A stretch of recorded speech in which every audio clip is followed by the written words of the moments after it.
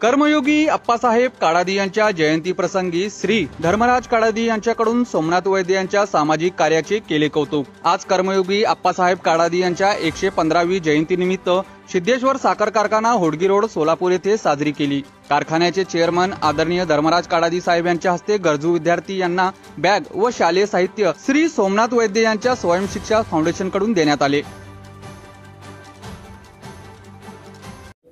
आपल्या समाजाचे श्री सोमनाथ वैद्य आज त्यांनी आपणच्यावरती त्यांना अभिवादन करण्यासाठी विविध वृत्तपत्रातून जाहिराती दिलेल्या आहेत आणि आज या दिनाच्या निमित्तानं सातत्यानं त्यांनी समाजासाठी म्हणून बरंचसं काम करतायत। एक उद्योजक असू देत, एक समाजसेवक म्हणून असू देत, तर त्यांचं जे कार्य आहे अतिशय वाखाणण्यासारखं असं त्या ठिकाणी करतायत। आज त्या माध्यमातून या ठिकाणच्या शाळकरी मुलांसाठी वह्या वाटप आणि दप्तर वाटप अशा पद्धतीचा कार्यक्रम आपणच्या या जयंतीच्या निमित्तानं ते करतायत।